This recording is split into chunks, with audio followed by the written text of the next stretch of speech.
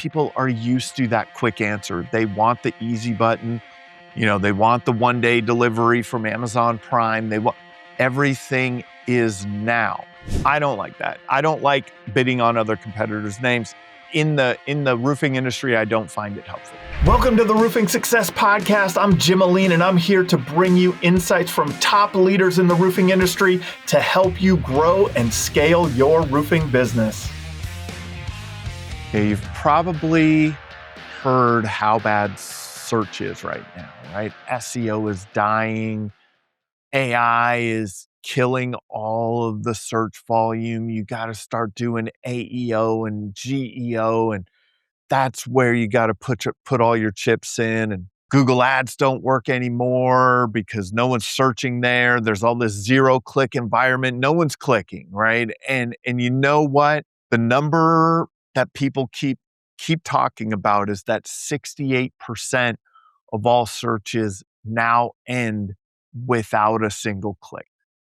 And that's a staggering number when you think about, the number of people searching on Google. That is up from 49% in 2019. So it's a huge increase, right? It is a huge increase. And there's a fear around that. I hear it. I hear it in the Roofing Strong Alliance. I hear it with contractors that I talk to all the time, with guests that I've had on the show that we've had conversations off camera. It's really challenging. Like, what is going on? How do we continue to generate leads from the places that people are looking? So today I'm going to show you where the money actually went, what's coming with AI, and the exact short list that you need to make to turn your spend into more booked jobs, right? To turn your marketing dollars that are allocated towards Google into more booked jobs. And I know most of you are in the truck listening. Don't write anything down. Don't take your focus away. But I've got you covered at the end. I have a great checklist that you'll be able to download later on when you're back at your computer. That'll help you walk through and make sure that you're optimizing for this. It'll be part of our school community. If you haven't joined our school community, click the link in the description, join that. You can go download it there. But I want to get going, man. Like, this is a big, big topic that keeps getting thrown around. And I have a little bit of a different opinion. I am not of the opinion that Google's going to give all the money to the AI search or all of the search traffic to AI. It's not going to happen. And if they do, and as we're starting to see already, they're going to monetize it. And I want you to understand this. Google is in the business of ads. So here's a few things. Alphabet in 2025, so Google's parent company in 2025 crossed $400 billion in revenue for the first time. 400 billion revenues. 73% of that came from advertising. Search alone is the biggest profit engine on earth, and it is still growing. Of the 402 billion, 73%, so almost $300 billion of Google's revenue came from search. 1 in 4 AI mode results now have ads in them. So Google's not abandoning ads, right? They're not abandoning Google Local Services ads. They're not abandoning Google search ads, Google pay-per-click advertising. They're not abandoning any of it. They're expanding it. And so there are about 1 billion users in AI mode now, and that's where those ads are starting to fill in and come to fruition. I hear a lot of people, and I'm telling you, there's a lot of agencies out there that are trying to sell you. You got to do AEO, GEO. You got to get into the answer engines. You got to get showing up there. And I do believe that. But that's not where the calls are coming from yet. I have a few great friends in the agency space who have done some great analysis on this. And they've analyzed their customers. One of my friends in the martial arts space looked at the traffic that was coming from AI because we can track it now, and it was like 2%. 2% of the traffic, 2% of the lead flow was coming was allocated from AI. My friend Joshua Crouch, who's been on this podcast before, with Relentless Digital, they found about the same thing. With our clients in the HVAC and roofing spaces, it's about 2%. So, when you're heavily marketed to optimize for this, but it just might not be the right time. But now on the other end, we have a lot of stuff going on, right? We have PE in the market. We have huge marketing budgets. We have, because of the AI search, there is some focused effort into these paid ads. So the cost per click may be continuing to rise in some cases and things like that. But it's really, it really is the focus of Google to sell ads and to create, but also to create the best user experience for the searcher, and to hide the ads as much as possible within there to generate revenue for their company. So Google isn't a search company that sells ads. It's an ads company that runs a search engine. So just understand that they didn't kill the paid ad slot. They moved it inside of the AI answers. But also, I want you to understand that they have not changed the SERP, the search engine results page, as much as they have around in certain instances. So they've changed it a lot around informational content. That's where you're seeing the AI answers big time, right? That's where you're seeing most of the AI answers around bottom of funnel searches with commercial intent. Best roofing company near me, metal roofer city, state, things like that. That search engine results page has stayed the same. It shows the local services ads. It shows the Google pay-per-click ads. It shows the maps. Maps are considered zero click, right? So if someone calls you directly from your maps listing, that counts as a zero click, right? So when you're hearing this, oh, more people go to zero click. Well, that's where your calls are coming from. If you're tracking them, I would make a bet that for the majority of you, the calls that you're getting from Google are coming from your Google business profile. The majority of your calls, if you have a well-optimized Google business profile and you have good reviews, of course. But so I want you to understand that. Informational searches is where the AI answers are going most likely or most often. And then as those AI answers start to turn into a commercially viable search, like where someone is actually searching for a product or a service, that's where Google's going to start fitting those ads in, and where it's already fitting those ads in. But where it's tried and true, it knows when someone types in best roofer Minneapolis, Minnesota, there's the ads, right? It knows where it makes its money. So don't be afraid of what's happening right now with all the AI answers. I'm not saying that you shouldn't optimize for AI answers. I'm saying that that's where the puck is going, but don't give up your main thing to focus on that, right?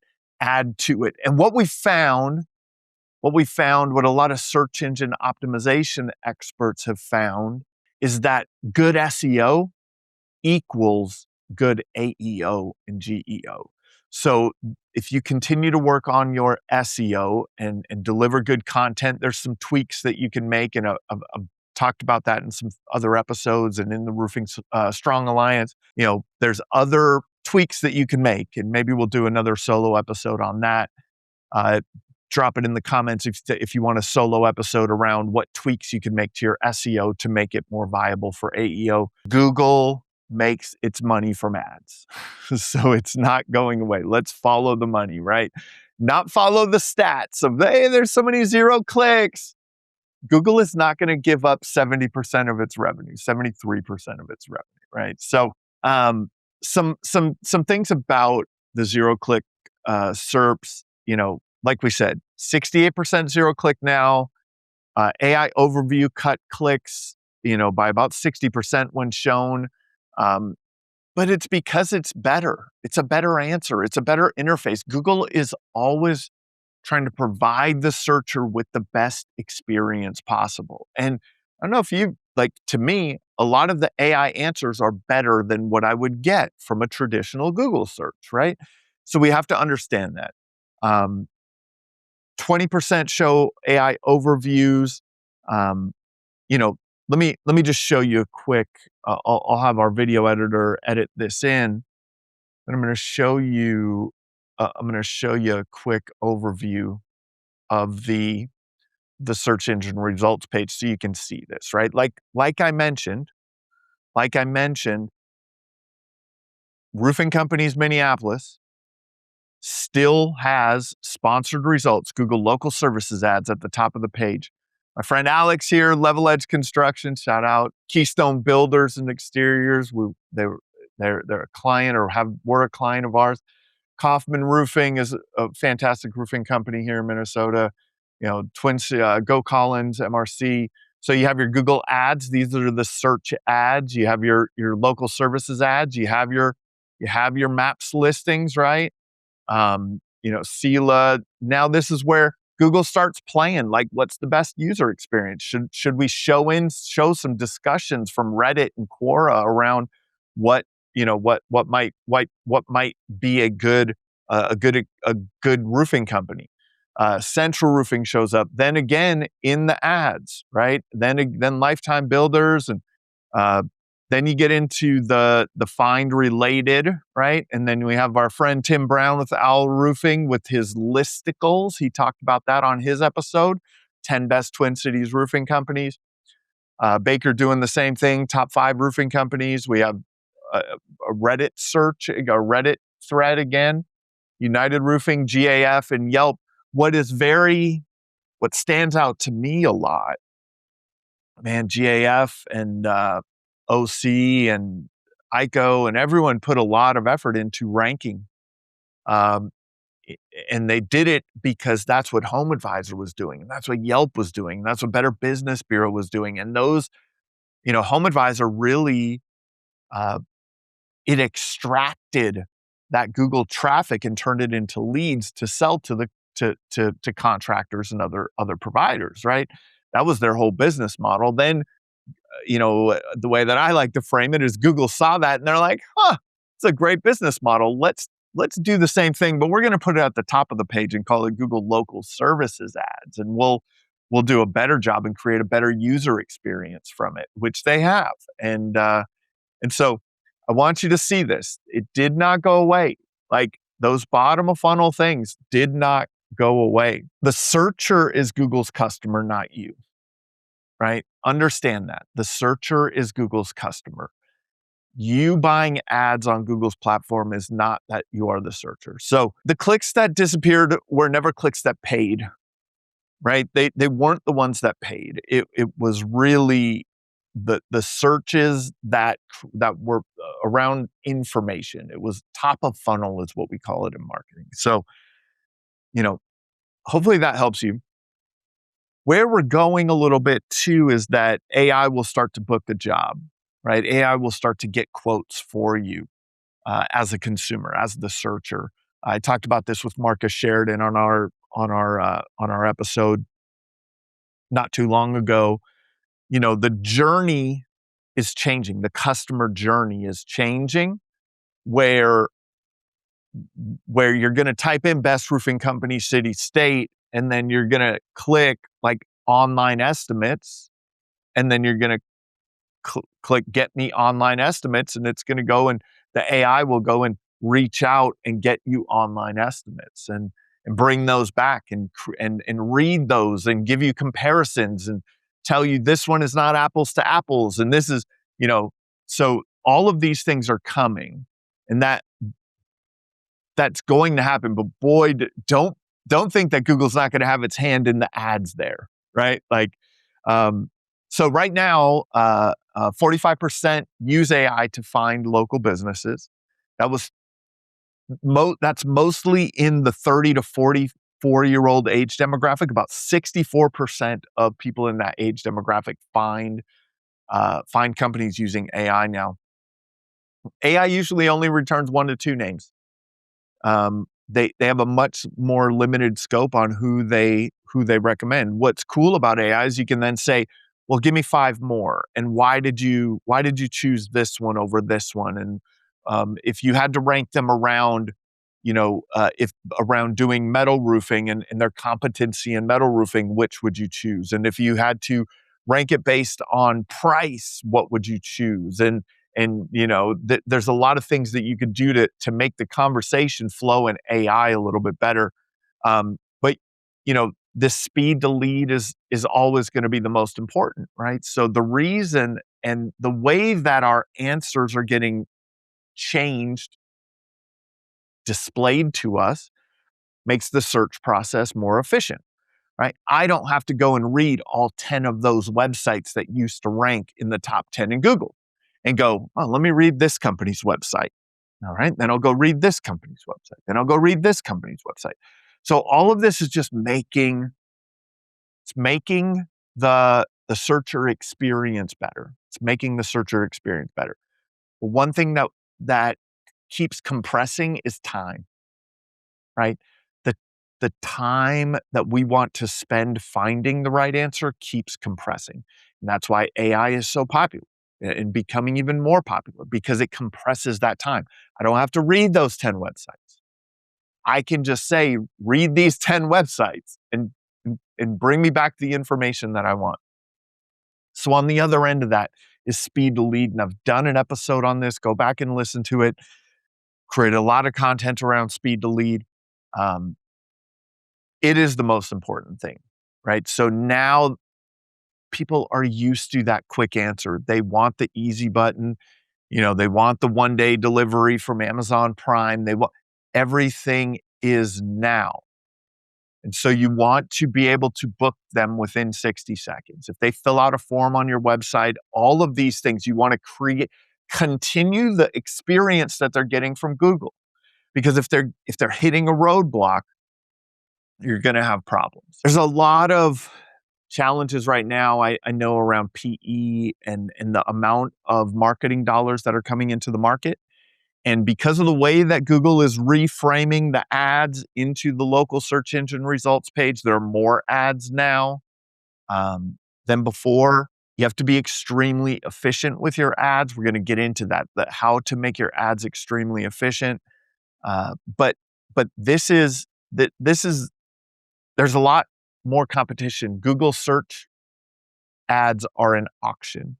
So it goes to the highest bidder, essentially. There are other factors that go into it, but it's essentially the highest bidder. And so when some other search traffic is down and there's only that pool, that smaller pool on those bottom of funnel keyword searches, that's where those are going to get bid up, and they have. So you have to be extremely efficient. We're going to help you get extremely efficient in this episode. So you can do what these big companies do. You can still create a competitive advantage for you without the ginormous budgets. I know it's hard to think that way, but you really can if you're using a scalpel, right? If you're using a scalpel within your campaigns. AI is naming less companies. The agents are booking quickly.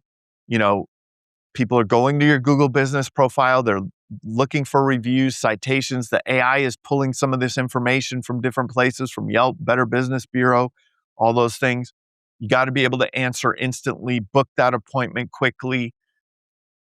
And an AI will not wait for someone to call it back 3 days later to get information, right? So understand this. Create the experience. Have an online quoting tool.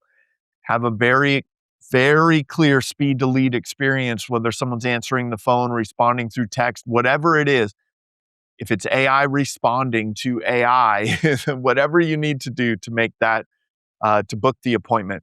Now let's move on to some actionable things. I'm going to give you guys the number one thing, but I want to talk to you about it a little bit first. The first thing is Adam Bensman came up with the term GC your own marketing, right? And I've kind of expanded on that a little bit in my thinking around it, and I think it's fantastic. And I've thought of specific scenarios. And in roofing, the subcontractors that we hire most are the crews to install the roofs. We wouldn't think of hiring those crews and never checking on them, right? It's like, yeah, I'm going to stop by the job site. I'm going to make sure it's done right. I'm going to make sure that they did that they showed up. I'm going to make sure that they did the job that they're supposed to do. I'm going to make sure that they, installed drip edge and ice and water and did the valleys properly and did the flashing properly and, installed the right vents in the right places. Like you're going to check, right? And so we're going to go through that. I want you guys to come into the frame of reference of this is how I check on someone who is running ads for me in my Google Ads account, right? If you're hiring an agency, if you have someone on your staff, whatever it is, I want this to be the way that you check on them. Before we carry on with the episode, let's give a shout out to one of our sponsors. Well, first, let's get real. You're great at building roofs, but are you great at building a steady stream of leads? That's where Job Nimbus Marketing comes in.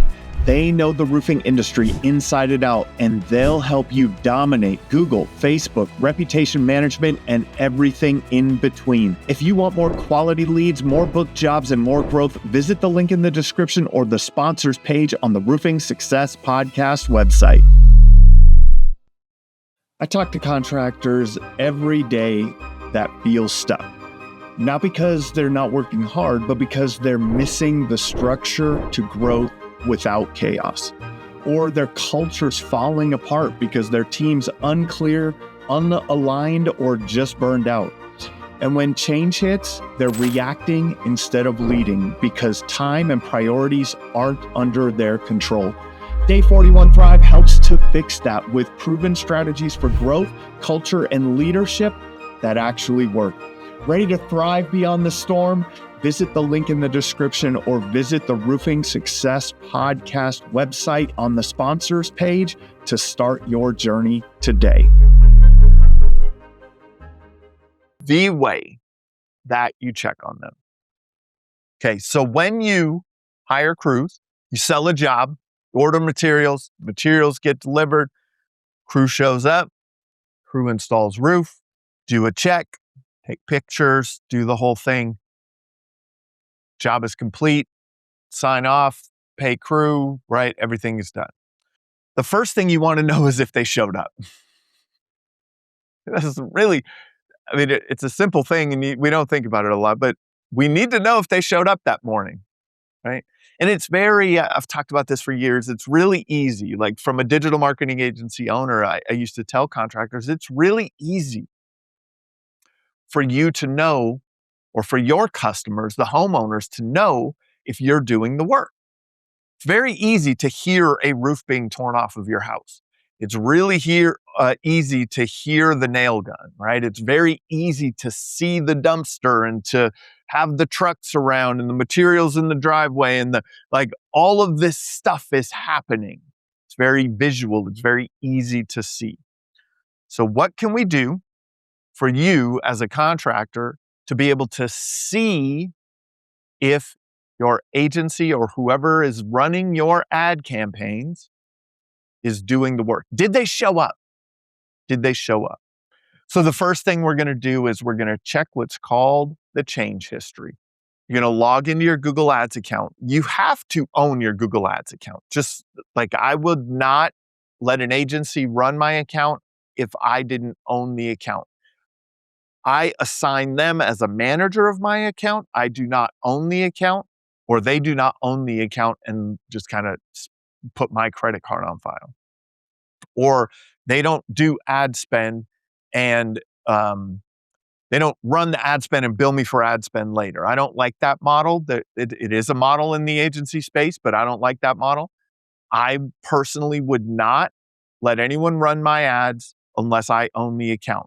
They are a manager of the account. What you're going to do is check if they showed up for work. So you log into your Google Ads account, you go to campaigns, you hover over campaigns, go down to change history. There is a button there that says change history, and it will list the date and time and what was done on your account.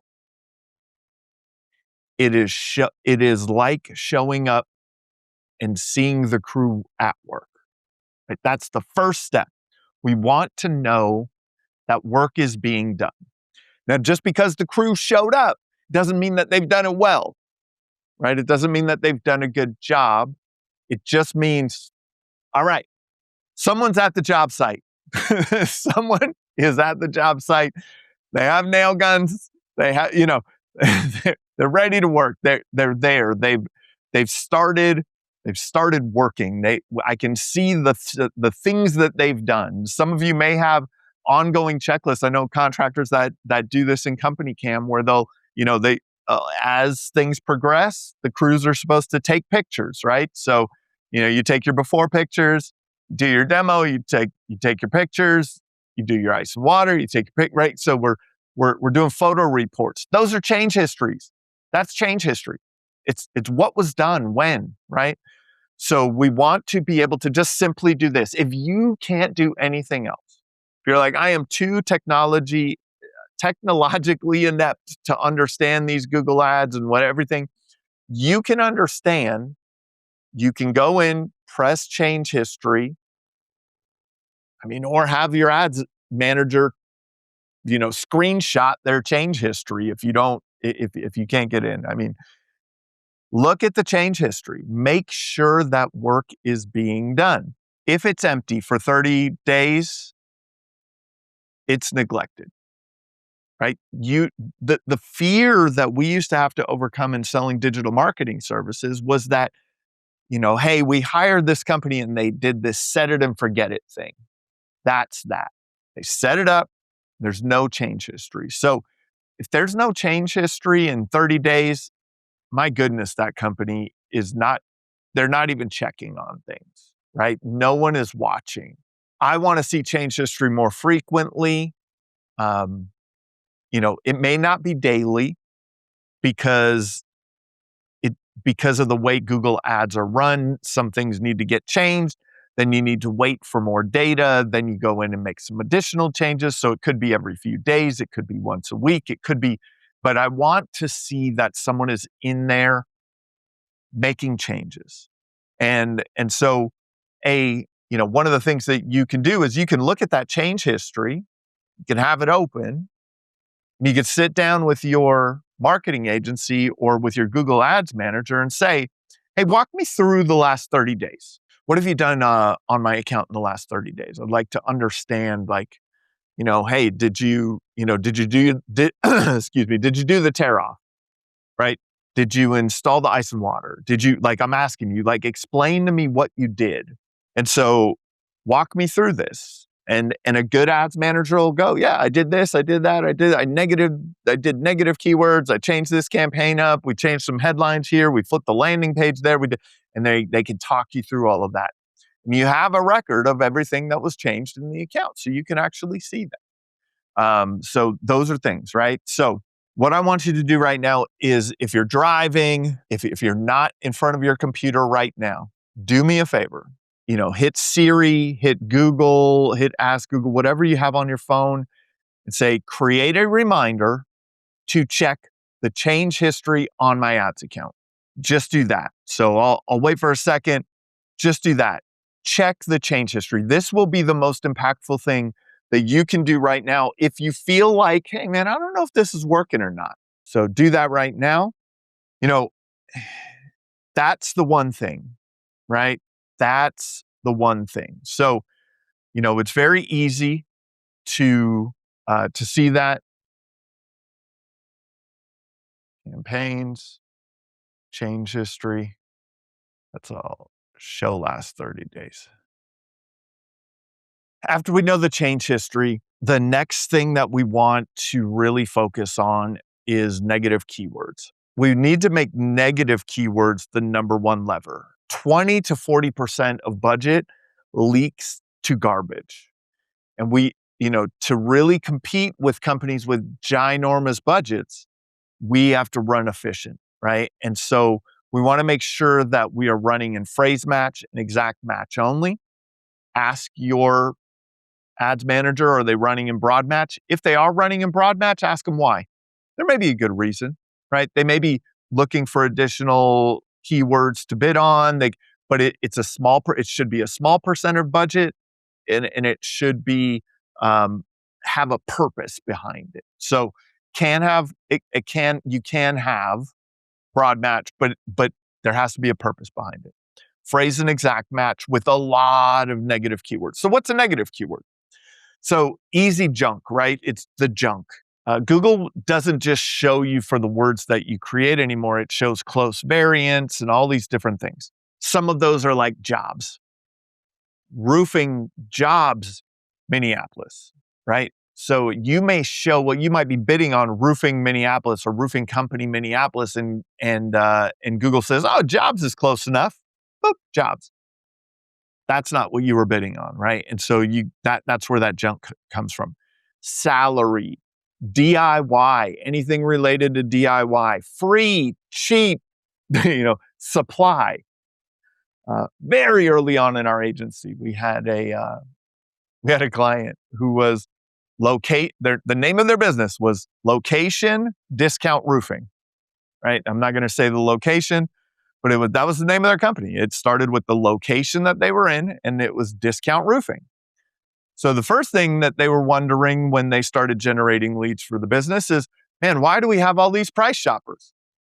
So, well, sir, your name is Discount Roofing. And if you were a consumer and you saw Location Discount Roofing, you may think they sell shingles. So they got a lot of calls for people looking to buy supplies. And so you got a negative keyword, all the supply stuff, ABC, Lowe's, Depot, all of this stuff. One of the most challenging ones around negative keywords is competitor names. Because every roofing company is named something roofing company or roofers or, there's so many of that. You're not going to get them all. You want to do your ads team should do a quick overview of the competitor names in your area, the top ones that are showing up on Google, and negative keyword those out, right? Like if I were to running an ad group around Minneapolis, as you saw or heard earlier, where Sela, Central, Owl, different things are showing up in the search results, I'm going to negative keyword those out. Because if someone types in Sela Roofing Company or Central Roofing Company, they're not looking a lot. In most cases, I'm going to argue this. You could argue with me in the comments if you want. You could call me, text me, and argue with me about it. But if someone types in Central Roofing Company and makes a phone call, I believe that they are either already working with Central Roofing Company and need an update on their project or something like that, or that that they are looking specifically for that company to get a bid from. Right? For you to jump in the middle, and when they're looking for Central Roofing Company and they make that phone call, and you say, Owl Roofing, how can I help you? They're like, oh, no, I'm sorry. I was trying to reach Central Roofing Company. So, this is, you got to really get out those competitor names. Some of that activity that you're going to see on an ongoing basis is adding negative keyword terms. And you want to see them continuously adding company names because you're going to get them. It's going to happen. Especially early on in campaigns, you're going to waste some spend on that. Unfortunately, it's part of the process, right? It's part of Google's way of making sure that they get paid, right? Making sure that they maintain that 300 billion in revenue, right? Where you find this is in the search terms report.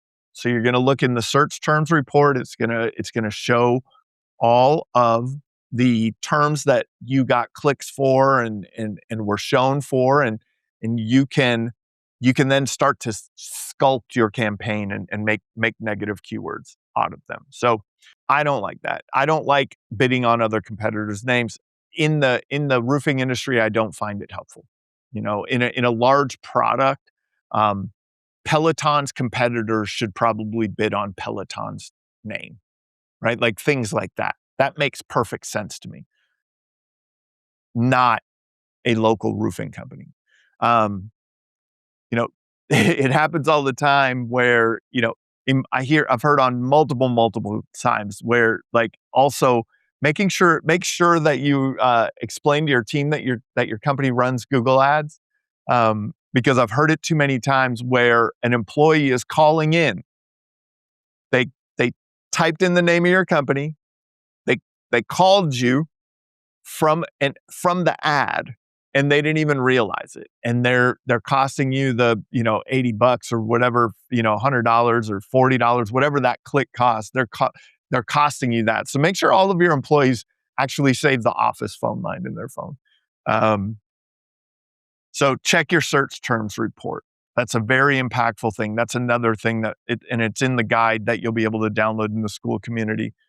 You got to really watch out for that. So the next thing that's happening right now is congruency, right? It's something that we focused on for many, many years, but it's even more impactful today because AI can read things. Landing page congruency. If you're bidding on metal roofing as keywords, and your landing page says nothing about metal roofing, Google is going to reduce your quality score, which will increase your cost per click.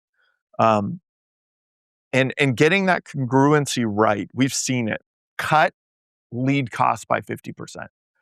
So there was a campaign that was running at like $400 on our company, and we've gotten that down to $195 per lead from $400, just by focusing on landing page congruency. So poor relevance can add 2 to 3 times the cost because of the quality score multiplier. One ad group, one theme, one dedicated landing page. Make sure that's how your campaigns are built.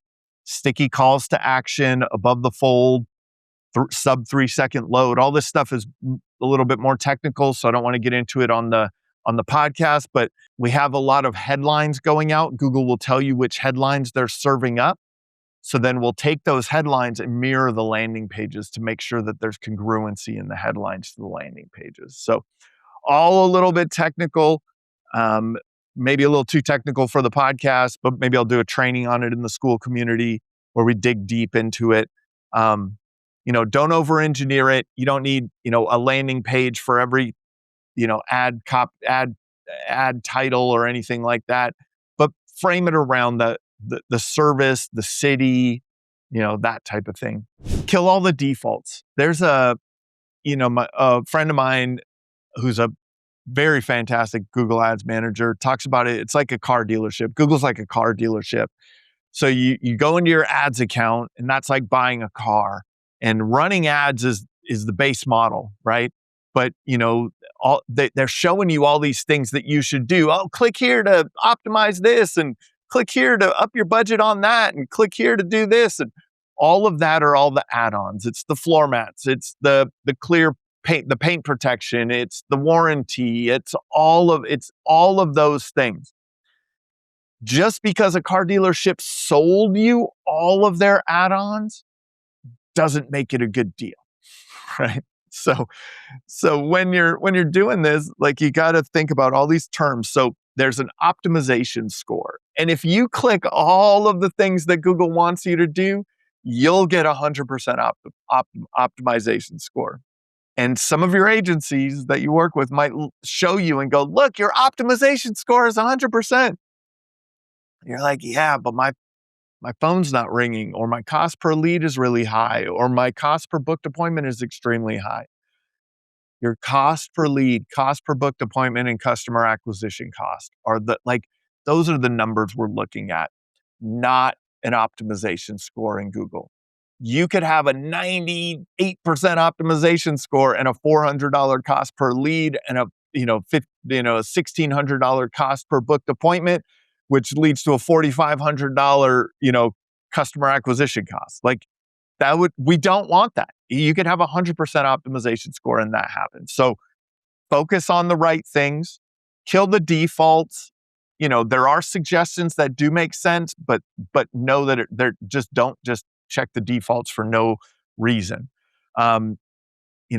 Performance max is something that's a newer thing. I have heard of some companies making it work, but it gives up a lot of control, which I don't like. I don't want to give my wallet to Google and say, hey, just go spend it on what you want.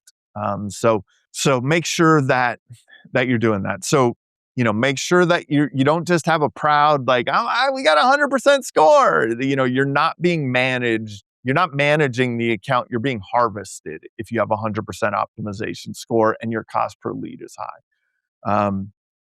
The metrics that matter, like I said, are cost per lead, your conversion rate. A good landing page should have an 8 to 10% conversion rate. Cost per book job, your return on ad spend. We want to look at how much ad spend was wasted. You can figure it out in the negative search terms report. You can say, a bunch of this went to junk, right? We have wasted ad spend. It's just like waste on a job site. It's not like it's not going to happen. It's just, how do we control it then, right? How do we fix that? How do we optimize for that? How do we reduce our waste? Not how do we, ignore it and just go, heck, we'll just waste. Convert the stats to live dollars, right? Like, you want to be looking at these stats. Like, if your cost per lead is this, what is that in, what is that in your customer acquisition cost? Like, where is the actual money being spent? So it's all about the customer acquisition cost and long-term value. Like you've heard me say it before, customer acquisition cost is a range. It's not a number. So on the low end of that range, you're printing money. On the high end of that range, you're keeping everyone employed. You're being able to invest in your marketing. You're able to get the opportunity to knock the neighbors and use the dome effect, like my friend John Brose with Day 41 Thrive. Check out who sponsors our show here. Check out his book, The Dome Effect. You're getting more opportunities. That's on the high end of your customer acquisition costs. So keep it within that. If your agency reports to you clicks and impressions, but can't turn that into a cost per lead number, and you can't look at your booking rate and attribute that, all of your bookings, to those specific leads and see your booking rate and your cost per book job, the report is worthless, right? I don't care what my quality score is. I don't care how many clicks I had. I don't care how many, I need to know where the money is coming from. Where is my revenue coming from? Like we talked about, make sure that you own your Google Ads account. Make sure you own your Google business profile, all of these things. It's all leverage. Never let an agency hold your account on their manager account. Always own yours.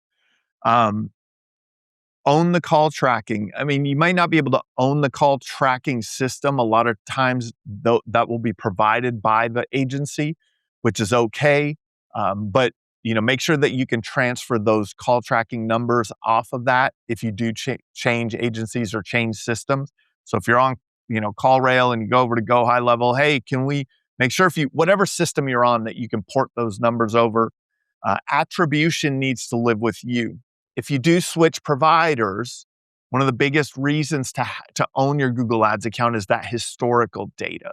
That historical data is gold, right? It's like if you go into a roofing company that's been around for 50 years and you're looking at their job costing and you're looking at their revenue levels and you're looking at the good months and the bad months and you're looking at the good years and the bad years, you can get a much clearer picture over time. A startup is like, well, we don't really know what's going to happen here, right? So you don't want to just have a startup every time you start to rerun Google Ads. 5 questions monthly. Change history. Are we adding negative keywords? How are we adding our settings and looking at optimizing in terms of, are we only taking the settings that Google is providing us? How are we managing our bids? Are we looking at, hey, these keywords are where our money's coming from. Let's up our bids on those and pull our bids down on other things, and keep looking at that cost per lead, that cost per booked appointment. It's very, very impactful to do that. So I hope that this is really giving you some perspective. AI is changing the way that people interact online and the way that people interact with companies online. But don't let these stats fool you, right? All of these companies run on ads. ChatGPT started to introduce an ads product. They're selling something. Claude is selling tokens. I don't know how many of you are using Claude, but I've hit my token limit multiple times now. And I'm like, oh my goodness, I got to add more money. Like we're the product. Understand that we're the product. There is, there's nothing to it, nothing more than that. So, Gemini will be building in all kinds of ads as they have already. Like there's all this stuff that the ad products for these AIs, it will either be ads or token usage. You're going to pay for it one way or another. What they're doing right now is allowing you to use it and see that it's a better experience, right? It's like, hey, take it for a test drive. You'll love the nice leather seats. Feel the acceleration, right? Like they're just letting you take it for a test drive. An example of that in Claude recently, as I'm recording this, they announced a new model called Fable.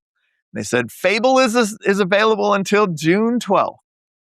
Give it a test drive, right? Because they want you to, I'm assuming that there's going to be an upgrade to be able to use Fable, right? There's going to be something. So, I know that as you're listening today, you may be driving in the truck. You might not remember all of this stuff. I didn't want to get into too much of the granular detail, and I don't expect you to, but, we're dropping the checklist in the School community.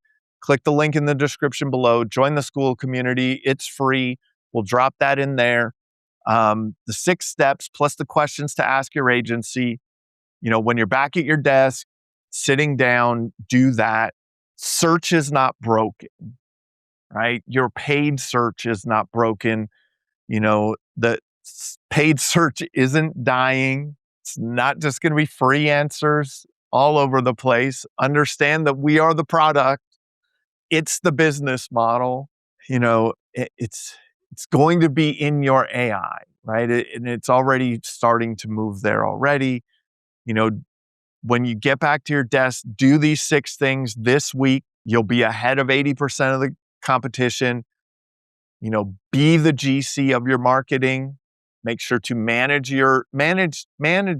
understand what you're outsourcing, right? When you're outsourcing that job, you know what you're outsourcing. When you're outsourcing your marketing, outsource your marketing properly. Job Nimbus Marketing is a sponsor of ours. Check them out. Their account managers and team would be happy to sit down with you and go through these numbers and go through your change history and go through, that's how we did it when I was there. And I'm sure, that's how they'll do it today. That the transparency in that is fantastic. I hope that this one has been helpful for you. I want, it's been something that just keeps coming up and was rubbing me the wrong way. That everyone's like, no, just go do AI. All the paid stuff's going away. All the clicks are going away. Don't focus on your website. Don't focus on your Google business profile. The money is still there. The money is still in the search ecosystem. The money is still going to be in the advertising, whether that ad is on the radio, whether that ad was in the yellow pages, whether that ad was on Google. The money is always going to be in the advertising. There will always be opportunities there. I hope you enjoyed it. This has been another episode of the Roofing Success Podcast. Thank you for tuning into the Roofing Success Podcast. For more valuable content, visit roofingsuccesspodcast.com. While there, check out our sponsors for exclusive offers, shop for merchandise, and sign up for our newsletter for industry updates and tips. Also, join the Roofing Success Facebook group to connect with other professionals and stay updated on the latest trends. If you enjoyed this episode, please subscribe, like, share, and leave a comment. Your support helps us continue to bring you top industry insights. The website link is in the description. Thanks for listening.